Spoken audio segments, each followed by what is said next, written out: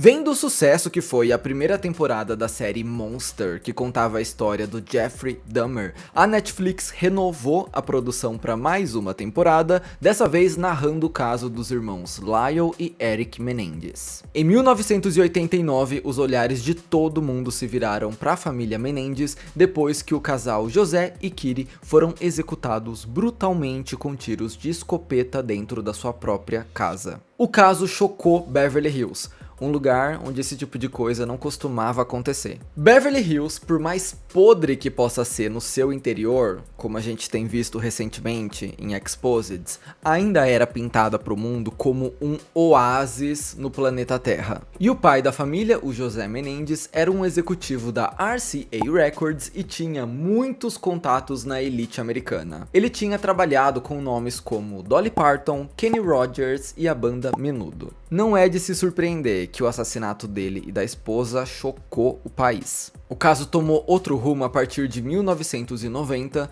quando começou um julgamento extremamente midiático sobre o envolvimento dos filhos do casal no crime. Esse foi um dos primeiros julgamentos televisionados dos Estados Unidos e era o assunto do ano. Dois rapazes jovens, bonitos, milionários e aparentemente com uma vida perfeita. Será que eles seriam capazes de cometer tamanha brutalidade com os próprios pais, a troco de quê? E depois de um longo processo na justiça que durou 6 anos, os dois foram condenados à prisão perpétua sem direito à liberdade condicional por homicídio doloso. Algumas semanas atrás, com o lançamento da série Monstros, Irmãos Menendez, Assassinos dos Pais, foi novamente posta uma luz sobre esse caso, o que vem nos rendendo alguns desdobramentos bem surpreendentes, como o fato do Ryan Murphy, que é o criador da produção, ter comprado uma briga com a família Menendez, e a possibilidade dos irmãos terem a sua sentença reavaliada em pleno 2024. Quer entender o que pode acontecer com os irmãos Menendez a partir de agora? Nesse vídeo eu vou te contar tudo, e é tudo mesmo. Então fica comigo, tá bom? Deixa um like pra apoiar o conteúdo do canal. Aqui no Fefoverso a gente fala sobre cultura pop, cinema, séries, fofocas de Hollywood, tretas entre celebridades. Tem muito conteúdo legal por aqui, eu tenho certeza que você não vai se arrepender. Então se inscreve e me ajuda a crescer aqui no YouTube. Se você puder me seguir nas redes sociais, eu vou ficar muito feliz. E agora sim, vamos mergulhar nessa história. Antes, eu vou te dar uma breve contextualização só para você entender o que aconteceu naquela noite de 1989. No dia 20 de agosto daquele ano, o Lyle e o Eric Menendez, que tinham respectivamente 21 e 18 anos na época, atiraram em seus pais com espingardas dentro da sua própria casa. Eles só ligaram para as autoridades horas depois, dizendo que encontraram os pais mortos quando chegaram em casa. Inicialmente, a polícia suspeitava que quem tinha cometido o crime era a máfia, porque a ideia inicial que foi levantada pelos próprios irmãos era de que o pai tinha comprado umas brigas muito grandes na indústria e com os mafiosos e que esse era um caso de execução. Os meninos só foram entrar no radar das autoridades quando elas perceberam que, depois da morte dos pais, os dois estavam vivendo uma vida luxuosa, gastando dinheiro, comprando apartamento, carro, relógio de marca. E aí a bomba explodiu de vez quando uma amante do terapeuta do Eric, um cara chamado Jerome Ozil, vazou que o menino tinha confessado a esse profissional que ele tinha sido responsável pelo homicídio dos pais. Foi essa amante que vazou o negócio. Com isso, os dois foram presos em 1990 e depois de 2 julgamentos, em 1996, eles receberam as sentenças de prisão perpétua sem direito à liberdade condicional. Na época, os meninos argumentaram que cometeram o crime em legítima defesa, depois de anos sofrendo abusos físicos, emocionais e sexuais por parte do seu pai. Esse caso foi muito polêmico na época, porque ali no final dos anos 80 e início dos anos 90, não se discutia muito abusos sexual em homens. E reparou que eu te disse que a sentença só veio depois de 2 julgamentos? Por quê? Porque o primeiro julgamento teve um resultado inconclusivo, já que o júri não conseguiu chegar num consenso. Em entrevistas, hoje, as mulheres que participaram daquele júri disseram que os homens presentes na mesa se recusaram a aceitar o argumento de que os meninos tinham sofrido abuso sexual.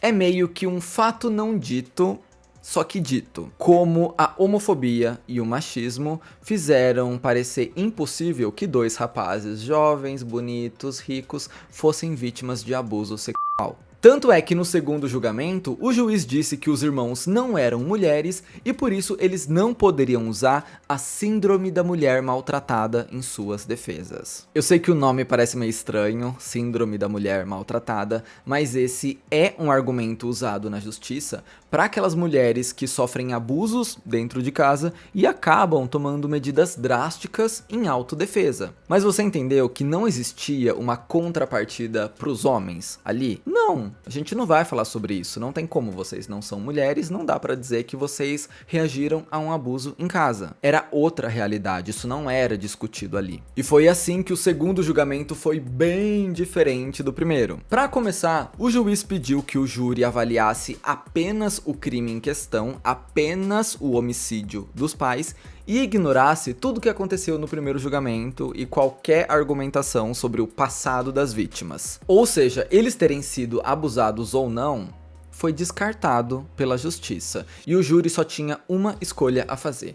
Ou eles eram culpados de homicídio doloso, ou eles eram inocentes e iam sair andando do julgamento. Não existia um meio termo aqui do homicídio culposo ou da legítima defesa, o que pegou a defesa dos irmãos totalmente de guarda baixa, porque não tinha como eles vencerem essa briga. Todo mundo sabia que eles tinham apertado o gatilho. Então, se a gente vai entrar no extremo deles terem cometido um homicídio ou não, a resposta era muito clara. E então, por unanimidade, o júri decidiu que eles eram culpados de homicídio doloso e deu a sentença de prisão perpétua sem direito à liberdade condicional. A história dos irmãos Menendez sempre foi muito referenciada na mídia, seja em produções mais sérias, que discutiam a profundidade do caso, ou em sketches de comédia sobre os 2 riquinhos que mataram os pais e acharam que iam se safar. E é importante destacar que ao longo dos anos aconteceram alguns eventos que foram mudando a percepção pública sobre esse caso. Por exemplo, o segundo julgamento dos irmãos aconteceu logo depois da absolvição do O.J. Simpson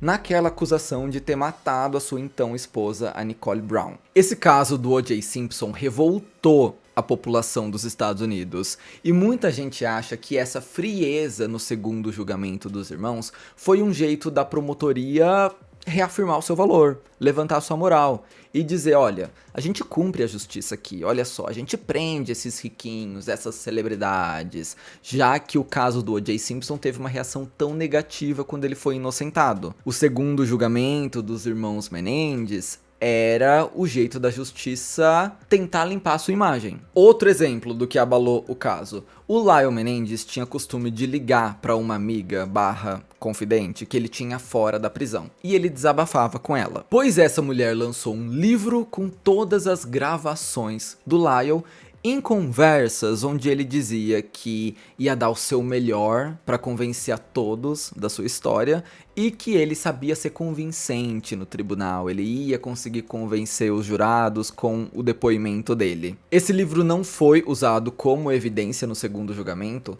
mas contribuiu para que todo mundo achasse que eles estavam inventando essa história do abuso. E aqui ninguém mais queria se esforçar muito para defender os irmãos, e o hype do negócio já tinha passado. Foram 6 anos de julgamento e um O.J. Simpson no meio da história. E ao saber que essa história seria novamente contada em uma produção audiovisual, dessa vez uma versão dramatizada de tudo e comandada pelo Ryan Murphy, a família Menendez não ficou nada feliz. Uma semana antes de Monstros estrear no streaming, a Tammy, que é a esposa do Eric, fez uma postagem nas redes sociais dizendo que a série tinha errado o alvo, e ela ainda descreveu esse projeto do Ryan Murphy como uma coisa desastrosa, exagerada e falsa. E como a série ainda não tinha ido ao ar, ninguém entendeu se ela tinha tido um acesso antecipado ou se ela tava julgando só pelo trailer. Mas é que, assim, só pelo trailer já dava pra ver que o Ryan Murphy tinha pisado fundo no acelerador do drama.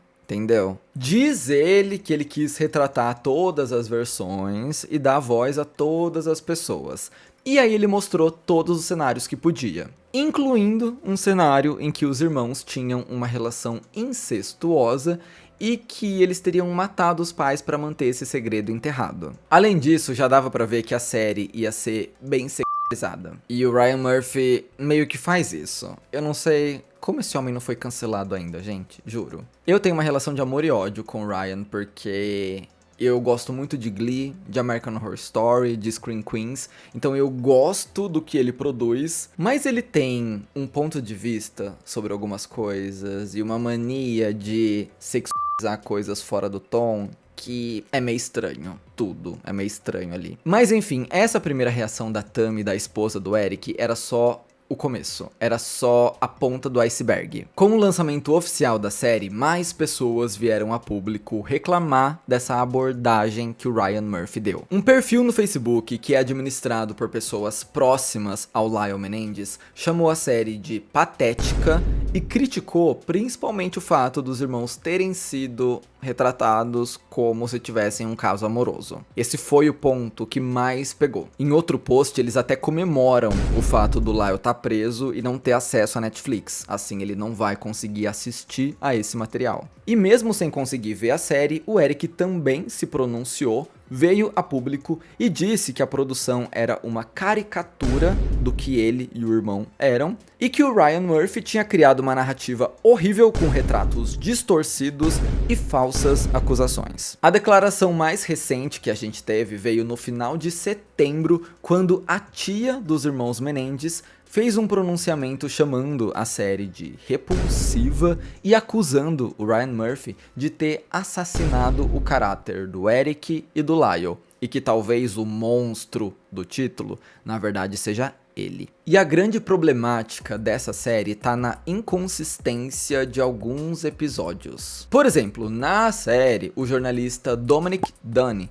levanta a teoria de que o Lyle e o Eric mantinham um relacionamento incestuoso. Só que, na vida real, ele não faz uma grande menção a isso no artigo Nightmare on Elm Drive, que é o artigo que ele escreveu para Vanity Fair sobre o caso. Ele só tinha escrito que alguém olhou para ele um dia e sussurrou a palavra incesto, mas sem contexto nenhum, sem nenhuma explicação, sem ele nem saber quais eram as pessoas envolvidas. Então o Ryan Murphy meio que colocou palavras na boca desse repórter pra pintar a imagem dramatizada que ele queria na série. Não que esse tal de Dominic não tenha dito outras coisas horríveis sobre os irmãos, mas essa é uma acusação que não partiu necessariamente dele, até onde a gente sabe. E é muito difícil separar o que é ficção e o que é realidade na série do Ryan Murphy. Outro exemplo, o fato de retratarem o Eric Menendez confuso com a sua sexualidade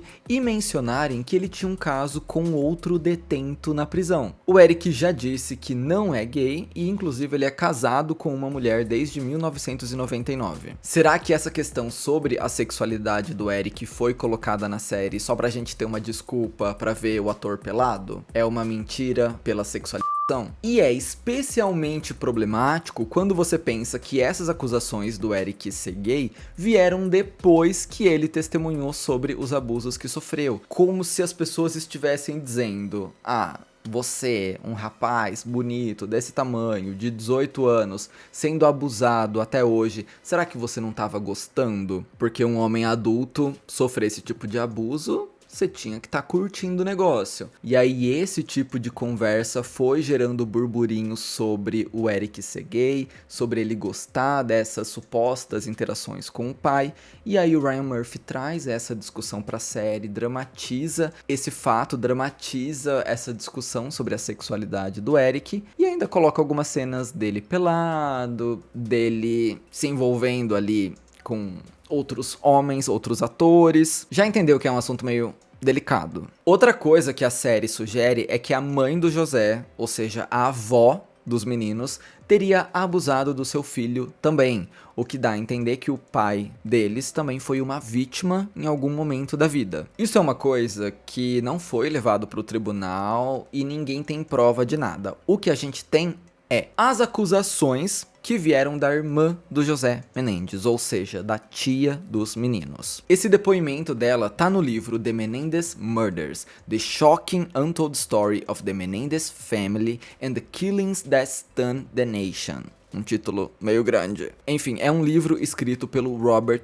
Rand. E embora sem provas, muita gente acredita que esse testemunho dela seja real. Afinal, por que a própria irmã ia mentir sobre a mãe desse jeito? E no meio de toda essa treta com a família, o Ryan Murphy não ficou calado e comprou a briga. Para o Entertainment Tonight, ele disse que achava no mínimo interessante o Eric ter emitido um comunicado falando muito mal da série, quando ele nem sequer assistiu a produção. E ele destacou que se o Eric tivesse assistido, ele teria visto que eles trataram todos os temas com muito cuidado. O Ryan Murphy também falou que acredita que todos tinham direito de ter a sua versão retratada na série. Então, a produção tentou simular qual seria a perspectiva de todo mundo, inclusive dos pais que faleceram. Por isso, o compromisso da série seria abordar vários pontos de vista, incluindo teorias não confirmadas. Em outra declaração, dessa vez para Variety, o diretor pediu para a família detalhar quais foram os pontos em que eles ficaram desconfortáveis, em vez de assumir esse discurso genérico de que a série não é fiel à realidade. E ele ainda disse que Monstros é a melhor coisa que já aconteceu com os irmãos em 30 anos, porque é graças à série que eles voltaram ao holofote. E o Ryan ainda cutucou a onça e disse: eles deviam tá me mandando flores agora. E quando eu digo que ele comprou uma briga mesmo, é porque a cada declaração, o tom do Ryan Murphy ia ficando um pouco mais agressivo. Ainda nessas entrevistas, o Ryan disse que não acha legal essa postura vitimista que os irmãos adotaram depois do lançamento da série. Ele chamou essa atitude, ai, coitadinho de mim, de uma coisa nojenta. E também falou que nunca esteve muito interessado nos irmãos em específico. Ele só foi atraído por essa história porque ele queria uma oportunidade de falar sobre abuso sexual em homens. Esse era um assunto importante que ele achava que precisava ser discutido e os irmãos eram a vitrine perfeita para isso. Pois para coroar essa treta, a Kim Kardashian entrou na história. Bom, vamos ser justos, já tem um tempo que a Kim vem levantando essa bandeira da reforma carcerária. É um assunto que ela abraçou com unhas e dentes. E parece que dessa vez ela não ficou muito do lado do Ryan Murphy, que pra quem não sabe é amigo dela. Eles trabalharam juntos agora em American Horror Story. A Kim escreveu uma carta a favor do Lyle e do Eric, dizendo que eles não são monstros e sim homens gentis, inteligentes e honestos. Ela visitou os irmãos no mês passado junto do ator Cooper Koch, que interpreta o Eric na série, e ainda revelou nessa postagem que ela torce para que essas sentenças de prisão perpétua sejam reconsideradas. Eu vou citar para vocês alguns trechos da carta da Kim porque eu achei ela bem interessante. Vem comigo. Somos todos produtos de nossas experiências. Elas moldam quem éramos, quem somos e quem seremos. O tempo nos muda e eu duvido que alguém diria ser a mesma pessoa que era quando tinha 18 anos. Eu com certeza não sou. Você acha que conhece a história de Lyle e Eric Menendez? Eu também achava que conhecia. Ambos os irmãos disseram que foram abusados sexualmente, fisicamente e emocionalmente pelos pais durante anos. Segundo Lyle, o abuso começou quando ele tinha apenas 6 anos de idade e Eric disse que foi estuprado pelo pai por mais de uma década. Após anos de abuso e um medo real por suas vidas, Eric e Lyle escolheram o que acreditavam ser a única saída, uma maneira inimaginável de escapar do seu pesadelo. Eu passei um tempo com Lyle e Eric. Eles não são monstros, são homens gentis, inteligentes e honestos. Na prisão, ambos têm registros disciplinares exemplares. Eles conquistaram vários diplomas universitários, trabalharam como cuidadores de idosos encarcerados em cuidados paliativos e atuaram como mentores em programas universitários, comprometidos em desenvolver a sociedade. Quando visitei a prisão há 3 semanas, um dos guardas me disse que se sentiria confortável em tê-los como vizinhos. 24 membros da família, incluindo os irmãos dos pais deles, divulgaram declarações apoiando completamente o Lyle e o Eric e solicitaram, respeitosamente, que o sistema de justiça os libertasse. Os assassinatos não são justificáveis, quero deixar isso bem claro, nem o comportamento deles, antes, durante ou depois do crime. Mas não podemos ignorar quem eles são hoje, aos 50 anos. O julgamento e a punição que os irmãos receberam foram mais adequados para um serial killer do que para indivíduos que suportaram anos de abuso sexual pelo próprio pai, pessoa em quem eles confiavam e amavam. Não acredito que passar a vida inteira encarcerado seja a punição certa para esse caso tão complexo. Se esse crime tivesse ocorrido e fosse julgado hoje, acredito que o resultado teria sido dramaticamente diferente. Privados de suas infâncias pelos pais, depois privados de qualquer chance de liberdade por um sistema de justiça criminal ansioso para puni-los sem considerar o contexto ou entender o porquê, e sem se importar se a punição era proporcional ao crime. Eric e Lyle foram condenados antes mesmo do julgamento começar. A Kim estava inspirada nessa carta e ela hablou em defesa dos irmãos. E por incrível que pareça, talvez o desejo da Kim Kardashian se realize, porque novas evidências surgiram sobre o caso. Como eu te expliquei mais cedo, no segundo julgamento, que aconteceu em 1996, o juiz decidiu que os irmãos não podiam usar as alegações de terem sofrido abuso como justificativa para o assassinato. E sobrou para o júri escolher entre libertar eles ou condená-los. A condenação venceu e é o que permanece até hoje. Eles chegaram a apelar a decisão algumas vezes, mas todas as tentativas foram negadas. Isso até o ano passado, quando tudo mudou. Em maio de 2023, os advogados dos irmãos entraram com uma nova ação, incluindo novas provas, como uma carta que o Eric escreveu para o seu primo cerca de 1 ano antes do assassinato,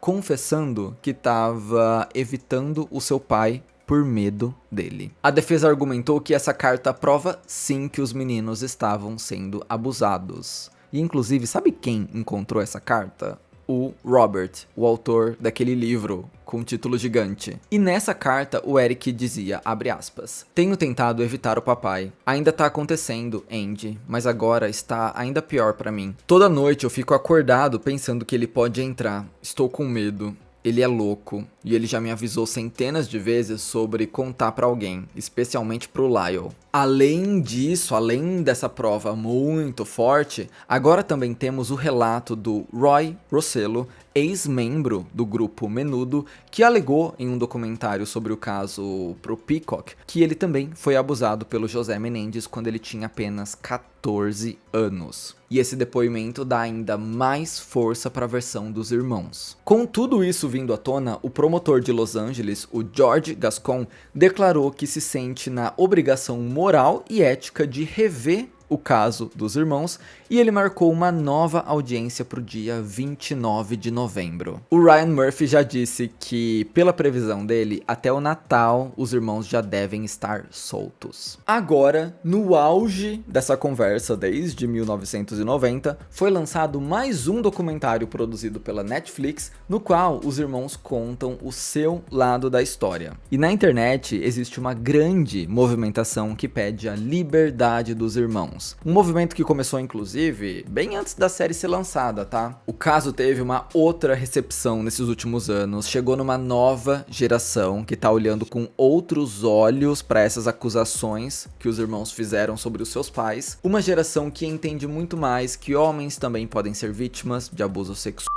E agora é bem provável que esse caso seja reavaliado e que a gente tenha um resultado diferente da prisão perpétua dada em 96. Mas a justiça é imprevisível, tudo pode acontecer. Pode ser que tenha alguma reviravolta, pode ser que nada mude, pode ser que nem audiência tenha. Mas se tudo pode acontecer, tudo pode acontecer. Inclusive a liberdade dos irmãos que estão presos há mais de 30 anos. O que será que vai acontecer agora? A gente vai ter que esperar pra ver. Até novembro, até dezembro. Deixa aí nos comentários o que é que você acha que vai acontecer no futuro dos irmãos Menendez. E deixa também se você assistiu a série do Ryan Murphy e o que você achou dela. Foi uma dramatização justa? Ryan pegou pesado? Ryan sexualizou demais? O que é que você acha? Pode comentar tudo aí. Eu espero que você tenha gostado desse vídeo aqui no Fefoverso. Se você gostou, deixa um like, se inscreve no canal, vai me seguir nas redes sociais também, isso me ajuda demais. E a gente se vê no meu próximo vídeo. Belezinha? Bye bye!